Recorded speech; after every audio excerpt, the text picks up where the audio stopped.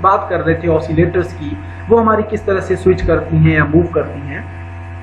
क्योंकि in real industry आपके जो स्ट्रक्चर्स हैं वो आप देखते हैं कि एक 3 स्टोरी बिल्डिंग है, एक 5 स्टोरी बिल्डिंग है, एक 7 स्टोरी बिल्डिंग है, एक हमारे पास 10 स्टोरी भी बिल्डिंग हो सकती है, 20 स्टोरी तक भी हम जा रहे हैं आजकल, 80 स्टोरी 100 स्टोरी तक भी लोग बना रहे हैं।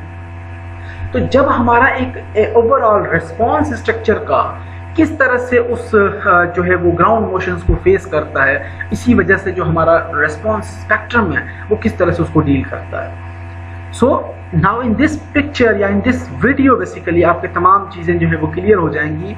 इसको आपने क्लियरली जो है वो वॉच करना है, देखना है अच्छे तरीके से। Let's suppose this is the tallest building.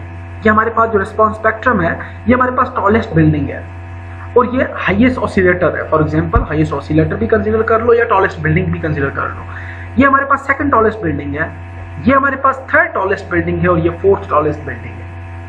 अब इन चारों क्राइटेरियाज के अंदर हमारे पास मासेस भी सेम है और हमारे पास स्टिफनेसेस भी सेम है। तो जब हम रिस्पॉन्स स्पेक्ट्रम की बात करता हूं तो ये चारों जो केसेस है ये किस तरह से मेरे ग्राउंड मोशंस को फेस करने के बाद किस तरह से बिहेव करते हैं उसको आज हमने नोट करना है और रिकॉर्ड करना है। सो लेट्स सपोज हमने इनिशियली थोड़ा सा ग्राउंड मोशन या वाइब्रेशन अप्लाई की तो हमारा जो टॉलेस्ट बिल्डिंग था उसके अंदर आपको एक पीक ग्राउंड एक्सीलरेशंस रिकॉर्ड हो रही होंगी। आप देख सकते हैं यहाँ पे कि हमने जब थोड़ी सी वाइब्रेशन जनरेट की इस मेंबर के अंदर, थोड़ी सी पीक ग्राउंड एक्सीलरेशन डेवलप की, तो सबसे पहले जो है वो हमारा स्ट्रक्चर जो मैक्सिमम रिस्पॉन्स को फेस कर रहा है वो हमारी टॉलेस्ट बिल्डिंग होगी जो कम से कम ग्राउंड मोशंस के ऊपर। अभी आपको यहाँ पे क्लियर नजर आ जाएगा। तो आप देख सकते हैं यहाँ पे इस पिक्चर के अंदर कि जैसे हमने ग्राउंड मोशंस इंक्रीज किए उस केस के अंदर, जैसे हमने अप्लाई किए इनिशियली, तो हमारा जो टॉलेस्ट बिल्डिंग है वो ज़्यादा मैक्सिमम जो है वो मैक्सिमम रिस्पांस को फेस कर रहा है। अब हमने थोड़ा सा इस केस के अंदर ये हमने मैक्सिमम पीक एक्सीलरेशन इसके अंदर फाइंड आउट की, पीक डिस्प्लेसमेंट्स भी हम फाइंड आउट कर सकते हैं, पीक वेलोसिटी भी। थोड़ा सा हमने ग्राउंड मोशंस इंक्रीज कर दिए।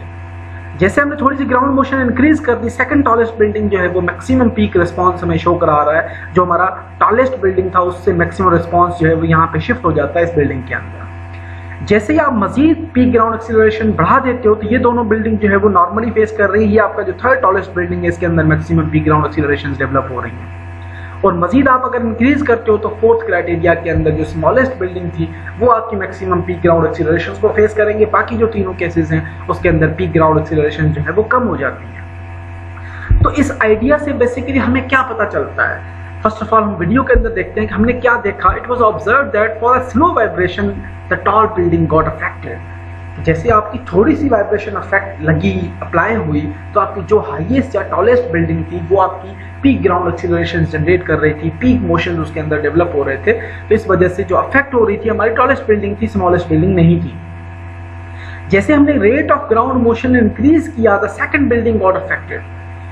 Later at the highest ground motion, the first and second buildings from the left side got affected। कि जैसे हमने पीक ग्राउंड एक्सीलरेशन हम इंक्रीज करते गए, जो हमारी स्मॉलर बिल्डिंग थी वो ज़्यादा अफेक्ट हो रही थी। जो टॉलेस्ट बिल्डिंग थी वो दोनों सेफर साइड के ऊपर थी, उनके अंदर पीक ग्राउंड एक्सीलरेशन बहुत कम थी। मैक्सिमम वैल्यूज जो है वो आपकी स्मॉलर बिल्डिंग्स के अंदर थी। तो इस कॉन्सेप्ट से हमें बेसिकली क्या पता चला? It can be understood that all buildings will not fall down due to earthquakes. जब आपके अर्थक्वेक आते हैं तो ये जरूरी नहीं है कि हर बिल्डिंग जो है वो उसको फेस करे और हर बिल्डिंग जो है वो गिर जाए। तो furthermore if the frequency of earthquake, अब क्या इंपॉर्टेंट बात है कि frequency of earthquake and the building frequency matches, then the peak that is the resonant condition might occur.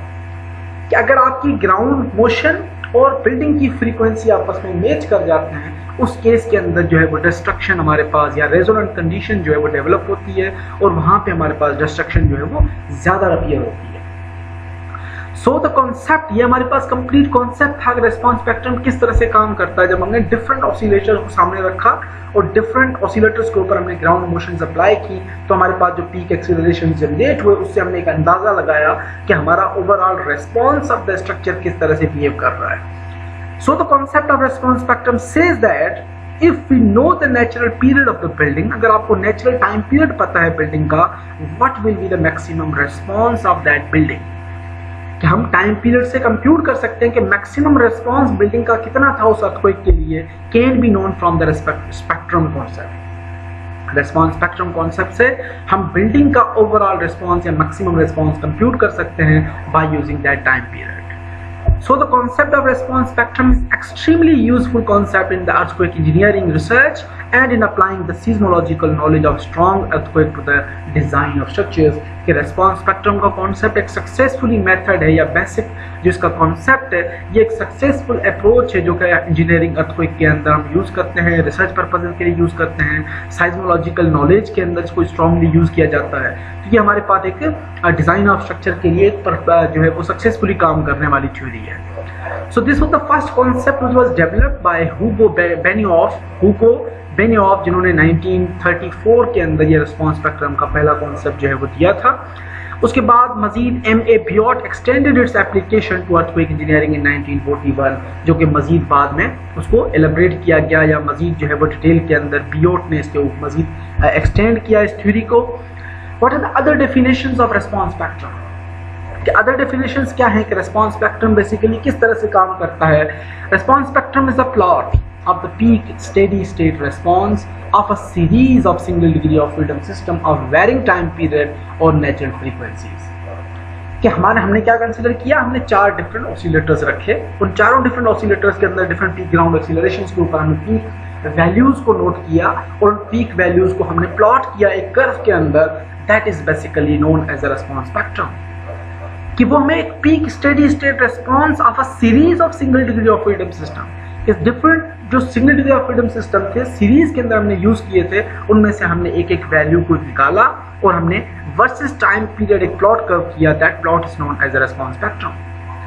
Spectrum curves classically have a time period on x-axis and acceleration on vertical axis and consist of multiple curves for different levels of damping. ये levels of damping के लिए vary करता है. उसको level of damping के हम नहीं जा रहे. मास स्प्रिंग सिस्टम है, दूसरा damped condition है. damped condition को अगर आप फॉलो करते हैं तो हमारे पास जो है वो damping 2% भी हो सकती है, 5% भी हो सकती है, 10% भी हो सकती है, 0% भी हो सकती है.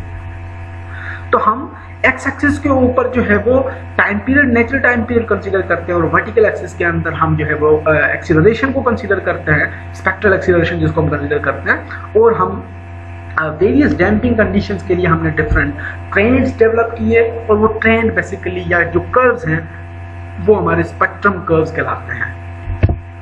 सो what are the uses of response spectrum? Response spectrum हम कहाँ यूज कर सकते हैं? For engineering purposes we are not specially concerned with the time variation of the response parameters.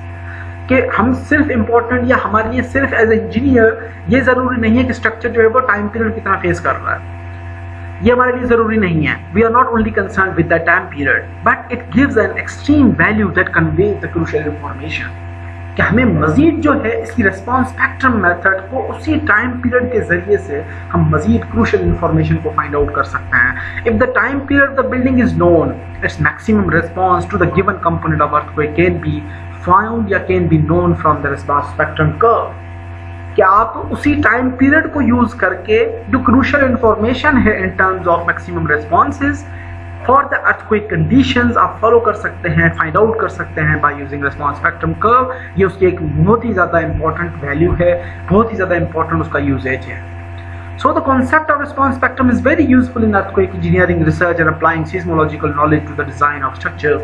जब आप डिज़ाइन ऑफ स्ट्रक्चर्स करते हैं, डिज़ाइन स्ट्रक्चर का कर रहे हैं, उस वक्त जो आपको अर्थक्वेक नॉलेज है रिसर्च के लिए, सीस्मोलॉजिकल नॉलेज है, उसके अंदर बहुत ही ज़्यादा इंपॉर्टेंट वैल्यू है इस रेस्पॉन्स स्पेक्ट्रम कर्व की.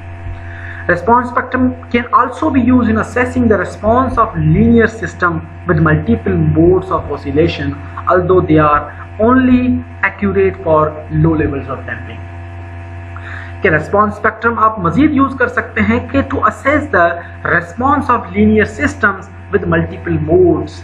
जो हमने लास्ट लेक्चर के अंदर multi degree of freedom system के अंदर एक डिज़ाइन एग्जांपल सॉल्व किया था, उसके अंदर एंड में हमने एक डिफरेंट टाइप ऑफ मोड्स के लिए हमने eigen values and eigen vectors find out किए थे. कि अगर हमारा स्ट्रक्चर मोड 1 के अंदर मूव करता है, मोड 2 के अंदर मूव करता है, मोड 3 के अंदर मूव करता है, तो हमारे पास जो eigen values and eigen vectors हैं या multi degree of freedom system के अंदर किस तरह से काम कर रहे होते हैं. तो जब हम लीनियर सिस्टम की बात करते हैं, हम इसी रेस्पॉन्स स्पेक्ट्रम को यूज करके different multiple modes of oscillation को भी फाइंड आउट कर सकते हैं और इवन एक्यूरेटली प्रिडिक्ट कर सकते हैं at the low damping. Damping हमारे पास 0% भी होती है, 2%, 5%, अप टू 10% भी यूज़ होती है इंडस्ट्री के अंदर। तो जितनी आपकी डैम्पिंग कम है उसके ऊपर आप एक्यूरेटली इन चीज़ों को प्रेडिक्ट कर सकते हैं। So now we have acceleration time history for earthquakes. अब ये हमारे पास एक्सीलरेशन टाइम हिस्ट्री के कुछ प्लॉट्स हैं, ग्राफ्स हैं, जो कि हम already from the first lecture देखते हुए आ रहे हैं, डिस्कस करते हुए आ रहे हैं कि हमारे पास जो एक्सीलरोग्राम्स हैं, सीस्मोग्राफ्स है, उनके ज़रिए से हम किस तरह से वैल्यूज़ को फाइंड आउट करते हैं। तो यहाँ पे आप पिक्चर 1 के अंदर let's suppose this the north ridge state के अंदर ये जो है वो हमारे पास एक पोजीशन या एक पॉइंट के ऊपर हमने डेटा कलेक्ट किया, जो कि एक्सीलरेशन वर्सेस टाइम पीरियड जो है वो हमारे पास एक डेटा रिकॉर्ड हुआ, और ये आपके पास एक पीक ग्राउंड एक्सीलरेशन डेवलप हुआ। और उस यहाँ पे जो अर्थक्वेक था जिसका जो हमारे पास मैग्नीट्यूड था वो हमारे पास मैग्नीट्यूड इसका 6.7 था, और डोमिनेंट फ्रीक्वेंसी इस अर्थक्वेक की जो है वो 0.4 से लेके 0.63 हर्ट्ज तक थी। जब हमने यहाँ पे देखा कि एक जो तमाम जो ट्रेंड डेवलप हुआ इसमें मैक्सिमम वैल्यू जो हमारे पास पीक वैल्यू आई, that peak value was 0.88 g, जो कि हमारे पास एक्सीलरेशन है, पीक ग्राउंड एक्सीलरेशन। तो यहाँ पे आपके पास पीक ग्राउंड एक्सीलरेशन हमने नोट कर ली। इसी तरह से सेकंड जो हमारे पास कंडीशन है दैट इज फॉर कोब, एक पॉइंट था उसके ऊपर, और वहाँ पे जो अर्थक्वेक की लोकेशन या अर्थक्वेक का जो मैग्नीट्यूड ऑब्जर्व किया गया वो 6.8 था, और उसकी हर्ट्ज या फ्रीक्वेंसी के जो हमारे पास ऑब्जर्व हुई वो 1 से लेके 1.5 हर्ट्ज तक थी। और पीक ग्राउंड एक्सीलरेशन यहाँ पे जो आपको पॉइंट मिला दैट इज बेसिकली 0.83 एक्सीलरेशन जो आपके पास वैल्यू आई। एग्जैक्टली इसी तरह से थर्ड केस के अंदर जब हमने पॉइंट नोट किया एल सेंट्रो पॉइंट, या एल सेंट्रो जो पॉइंट है इसको सक्सेस